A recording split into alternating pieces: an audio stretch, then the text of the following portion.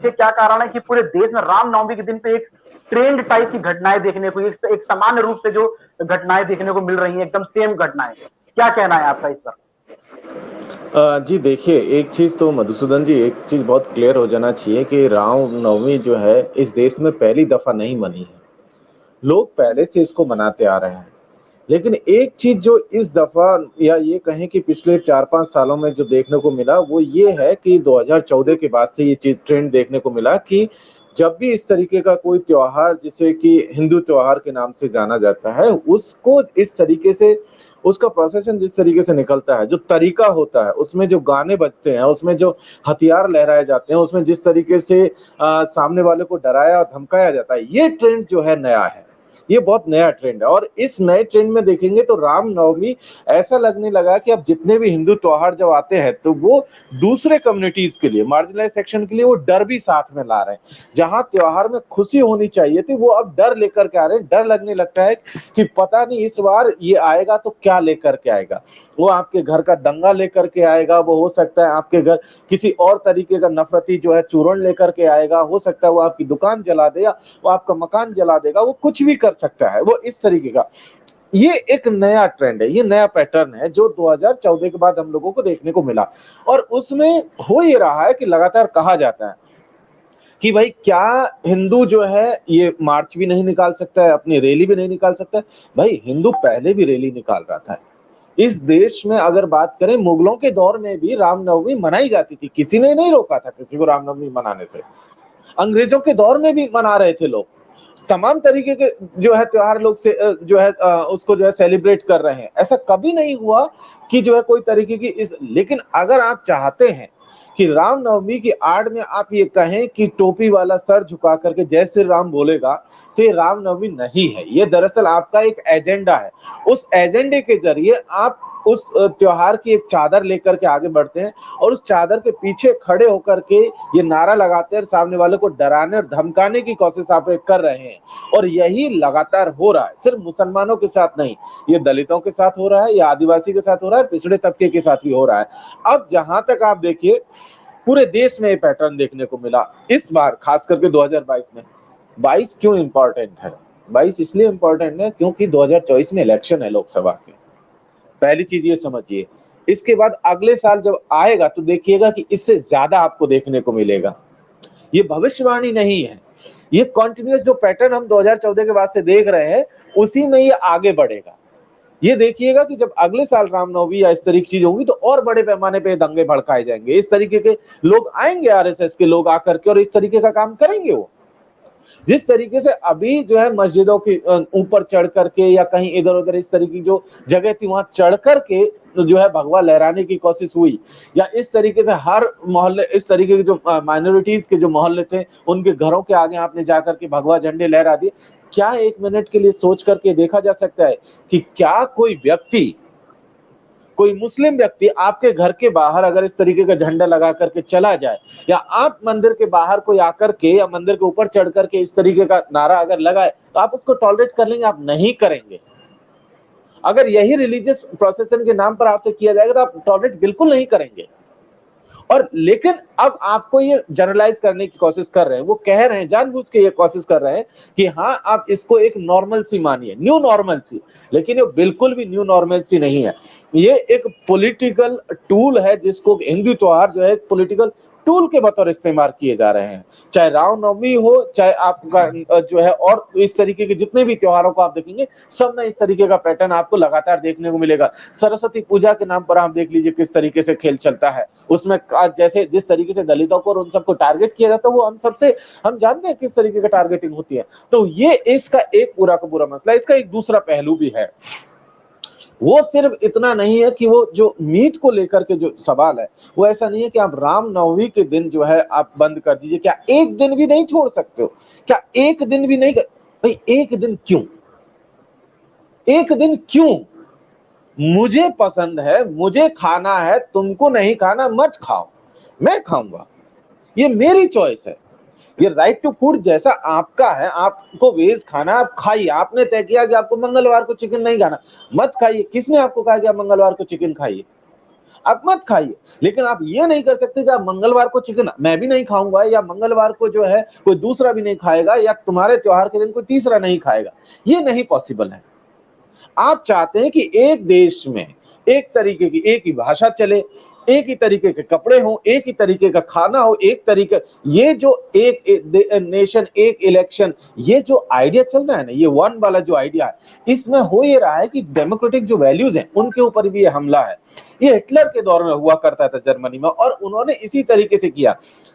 धीरे धीरे जितने भी डिसेंट की वॉइसेस थी उनको क्रश किया, जितना भी मार्जिनलाइज सेक्शन था उसको क्रश किया, और एक हिटलर के दौर का जर्मनी इसी तरीके से बना, और उसमें फांसीवाद इसी तरीके से आया। तो ये इसका दूसरा पहलू। और तीसरा आखिरी पहलू जो मैं बात खत्म करूं, कि वो ये है कि ये जो नॉन वेज की जो अपनी इकोनॉमी है, इस अपनी इकोनॉमी को जब समझोगे तो पता चलेगा कि नॉन वेज की ज्यादातर जो मार्केट है उसमें होगा ये कि जो लोकल मार्केट होती है वो या तो दलितों के पास होती है या मुसलमानों के पास है, इसका कंट्रोल जो है।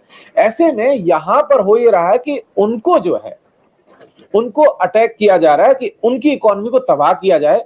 और आज की तारीख में केएफसी का मालिक कौन है? आप पता कीजिए कि बुचर खाने जो इस देश में सबसे बड़े बुचर खाने हैं उनके मालिक कौन है, आपको अंदाजा लग जाएगा, आप पता कर सकते हैं। तो ये दरअसल उनकी इकोनॉमी को तबाह करने की कोशिश है। वो छोटे छोटी जो दुकानें हैं उनको तबाह करके बड़े जो इसके एक्सपोर्टर्स हैं, इसके जो बड़े चैंपियंस हैं, उन सबको मार्केट में इंट्रोड्यूस करने का भी काम ये हो रहा है, ताकि वहां पर भी देखिए, हम जानते हैं कि चमड़े का काम जब एक दलित करता था उसको कितना हीन भावना से देखा जाता था। आज वही चमड़े जूते बनाने का काम जब बड़े बड़े जो कंपनियां जब कर रही हैं तो वही बिजनेसमैन हो गई हैं, उन्होंने अपनी मोनोपोली उसमें एस्टेब्लिश कर दिया। तो ये कुछ ऐसे पहलू हैं जिसको कि हमें ध्यान में रखना जरूरी है। जी मधुसूदन जी, साजिश क्या है इसके पीछे? देखिए वैसे एक चीज मैं ये समझता हूँ कि बीच का कोई रास्ता होता नहीं है। ये जो बीच का रास्ता है उसी चक्कर में हुआ एक देश यहाँ तक पहुंच गया है।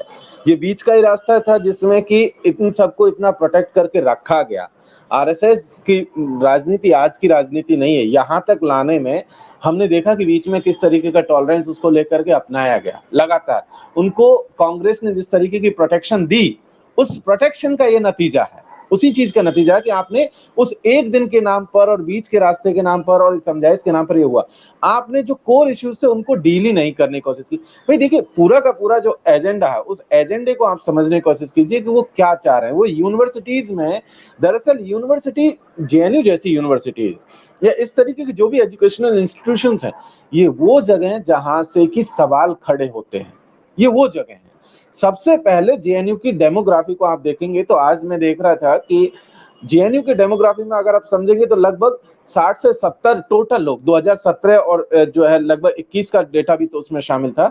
2017 का जो डेटा वो बता रहा था कि जेएनयू की सोशल डेमोग्राफी को जब समझने की कोशिश करेंगे, सॉरी लैंग्वेज की को, तो पता चलेगा कि जेएनयू में लगभग 60 से 70 लोग ऐसे हैं, मात्र 60 से, तो सिर्फ एक ही भाषा बोलते हैं, सिर्फ एक ही भाषा। लगभग 150 से 200 लोग ऐसे हैं जो एक से ज्यादा मीन्स दो भाषाएं बोलते हैं। हिंदी अंग्रेजी हो सकती है, या भोजपुरी और अंग्रेजी हो सकती है, भोजपुरी हिंदी, मतलब इस तरीके से। इसी तरीके से 3 लैंग्वेज बोलने वाले वहां पर पता चलेगा कि जो है सबसे ज्यादा नंबर्स में है। इतनी सारी डाइवर्सिटी वहां पर है। पूरे देश के लोग, दुनिया के लोग भी हैं। क्या बीच का रास्ता होगा? कोई बीच का रास्ता नहीं है। आप अलग टेबल पर बैठे हो, ये भी होता है, लोग अलग अलग टेबल पर बैठ जाते हैं। जो नॉनवेज खा रहे हैं वो एक टेबल पर बैठ रहे हैं, जो वेज जिनको पसंद है या जो दूसरी टेबल पर बैठ करके चले जाते हैं, या लोग आपस में साथ में बैठ करके भी खा रहे हैं, एक प्लेट उनकी आपकी अलग प्लेट है। सो वो सब चल रहा है। लेकिन ये दरअसल आपकी जो चॉइस है उस चॉइस के ऊपर अटैक है। हमने पिछले दिनों इस तरीके के हमले लगातार देखे हैं। जब फूड के नाम पर किया गया, कई बार आपको किसी और नाम पर, भाषा की अभी डिबेट चल रही है, हम लोग देख रहे हैं, कहा जा रहा है कि ये है आप जो है हिंदी को जो है आप तो जो है थोपने की बात चल रही है, हिंदी को जो है भाषा को एकमात्र भाषा के रूप में स्थापित करने की कोशिश चल रही है। तो ये जो पूरा का पूरा एजेंडा है, इस एजेंडे को समझने की जरूरत है। वो बीच बीच में वन नेशन वन इलेक्शन का भी एजेंडा लेकर के आ रहे हैं। दरअसल इन तमाम तरीके के डिसेंट, चाहे वो पब्लिक के बीच में हो, चाहे वो यूनिवर्सिटीज में हो, उस डिसेंट को क्रश करने की कोशिश यहां पर लगातार आरएसएस कर रहा है। इसीलिए यहाँ पर कोई बीच का रास्ता नहीं होगा, यहाँ पर आपके आमने सामने की लड़ाई है। क्योंकि आप आदिवासियों के मसले पे भी यही बीच का रास्ता निकाला, विकास के लिए किसी एक को कुर्बानी देनी होगी। दलितों के मसले पे भी हमने कहा कि चलो ठीक है, कोई नहीं, कभी कभार घटनाएं हो जाती हैं।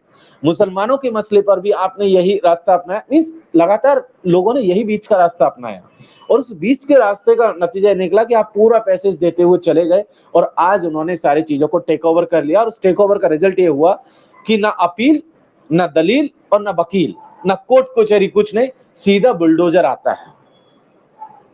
किसी को नहीं पता कि आपके ऊपर जो आरोप है वो सही है कि नहीं है, सीधा बुलडोजर आएगा, आपका घर तबाह करके चला जाएगा। फिर जुडिशरी की जरूरत क्या है? मुझे लगता है कि अब जुडिशियल सिस्टम की जगह उन बिल्डिंगों के बाहर जो है सीधे बुलडोजर खड़े कर देने चाहिए, और वो बुलडोजर जैसे उन तक मामला पहुंचे, सीधे जज साहब बुलडोजर को आदेश दे दे कि भाई देखो कोई सुनवाई नहीं है, बुलडोजर ही सारा फैसला कर देगा। तो इस कंडीशन तक लाने में जो है यही बीच के रास्ते की भूमिका लंबे समय तक रही। जी मधुसूदन जी बिल्कुल। मेरा बीच के रास्ते का जो एक सेंस ये था कि लड़ाई झगड़ा ना करके एक शांति बनाए रखना चाहिए था, लेकिन हम करते हैं। जी, जहाँ तक वायलेंस का मसला है, आप देखिए कि जेएनयू में 2016 से पहले अगर बात करें तो इस तरीके से स्टूडेंट्स के बीच में कोई वायलेंस की घटना नहीं आई है। जितने भी मतभेद थे वो तमाम जो है डायलॉग, डिस्कशन और पर्चे के थ्रू जो है लोगों ने रिजॉल्व किए हैं। आपकी किसी से असहमति है, आप शाम रात में बैठते हैं, एक पर्चा लिखते हैं, सुबह तक आपकी टेबल पर वो पर्चा पहुंच जाता है। आप उसके बाद फिर आप अपने काउंटर में पर्चा चलते हैं, और इस तरीके का डिबेट और डिस्कशन और डिसेंट का जो स्पेस है वो कैंपसेज में रहा। लेकिन 2016 के बाद से ये ट्रेंड जो है हम लोगों को देखने को मिला कि कैंपसेज जो है हिंसा होना जो है शुरू हुआ, और उस हिंसा में हम लोगों ने देखा कि किस तरीके से एडमिनिस्ट्रेशन ने जो रोल प्ले किया वो बड़ा मजेदार रहा।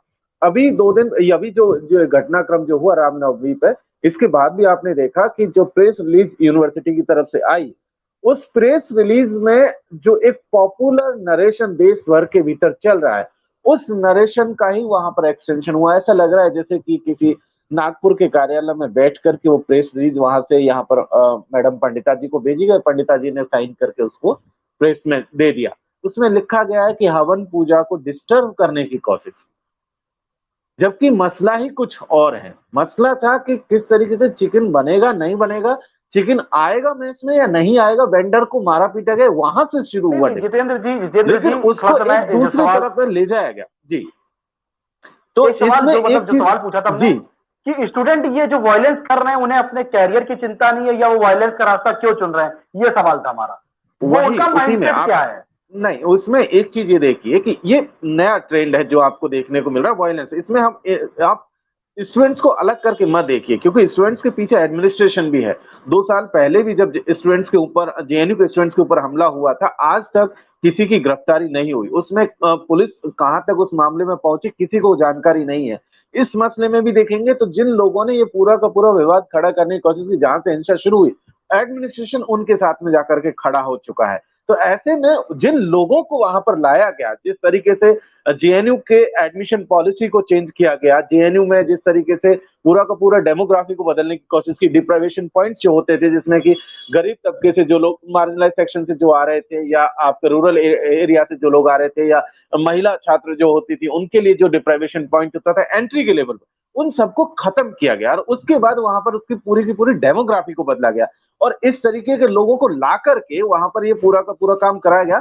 अब उनका एक एजेंडा है, वो एजेंडा क्योंकि एक पॉलिटिकल जो है वो मोटिवेशन के साथ लोगों को लाया गया, और उस एजेंडे के तहत जो है उनको तैयार किया जा रहा है कि आप इस यूनिवर्सिटी में रक्त जो है क्रिएट कीजिए, उसमें जो है इस तरीके का माहौल क्रिएट कीजिए, ताकि यहाँ का, इसका जो नाम है, अभी हम लोग एक दिन पहले मैं एक दूसरी डिबेट में था, वहां पर एक जो कोई जो है साधु थे, वो नाम के लिए तो वो साधु लिख रहे थे, वो कह रहे थे कि जेएनयू का नाम बदल करके जो है इसको वीर सावरकर यूनिवर्सिटी कर देना चाहिए। तो दूसरे का कहना था कि जो देखे यहाँ तो सारे के सारे देशद्रोही हैं, इसमें कोई प्रोडक्टिव काम नहीं हो रहा है, और इसको तो जो है शटर ही बंद कर देना चाहिए।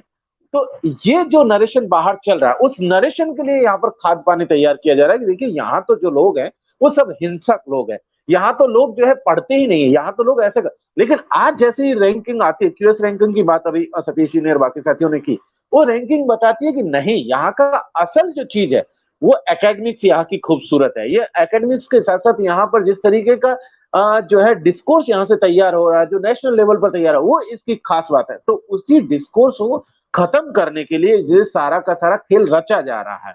वो पूरा का पूरा पॉलिटिकली मोटिवेटेड लोग हैं, वो टूल के बतौर इनको इस्तेमाल किया जा रहा है ताकि बाहर की जमात के लिए उनके लिए खाद पानी तैयार किया जा सके। जी।